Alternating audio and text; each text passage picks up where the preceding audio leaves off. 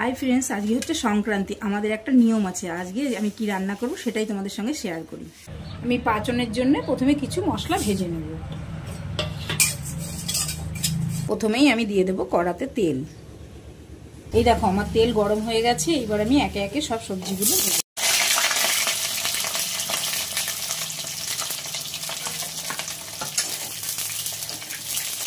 একটু দিয়ে দেবো হলুদ, একটু নুন দিয়ে এইভাবে আমি সব সবজিগুলো একে একে ভেজে। এই দেখো ফ্রেন্ডস, যেই সব সবজিগুলো আলাদা করে ভেজে নিতে হয় সেগুলো আমি ভালো করে লাল লাল করে ভেজে নিয়েছি।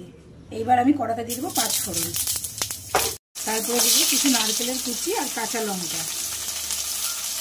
এবার এগুলোকে ভালো করে ভেজে নেব। নারকেলটা ভাজা হয়ে গেছে। এইবার আমি দিয়ে দেবো এই সবজিগুলো।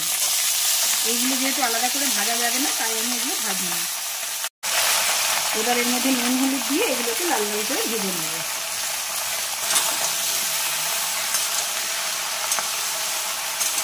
এগুলোকে লাল লাল করে ভাজা হলে তারপরে দিয়ে দেবো ভেজে রাখা সবজিগুলো।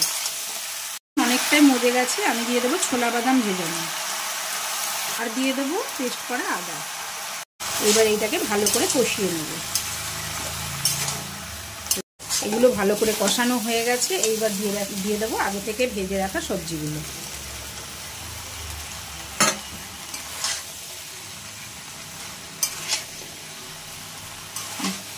এইবার এর মধ্যে দিয়ে দেবো জিরের গুঁড়ো। এইবার এইটাকে ভালো করে কষিয়ে নেব। আর এর মধ্যে আমি আর কোনো মশলা দেবো না, কারণ এটা নিরামিষ হবে পুরো তরকারিটা। আর এর জন্য আমি একটা ভাজা মশলা তৈরি করে রেখেছি। এইবার ওর মধ্যে দিয়ে দেবো কিছুটা জল। আর জলটা হালকা উষ্ণ গরম।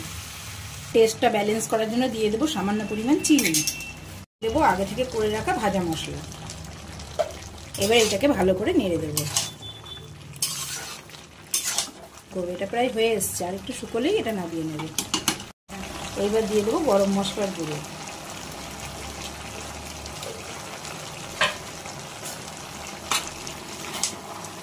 তোমাদের এই সংক্রান্তির দিনে কার কার এই নিয়ম আছে আমাকে কমেন্ট করে অবশ্যই জানিও। এই দেখো তৈরি আমার পাঁচন। আমাদের এখানে এটাকে পাঁচন বলে। তোমরা কে কি বলো কমেন্ট করে অবশ্যই আমায় জানিও।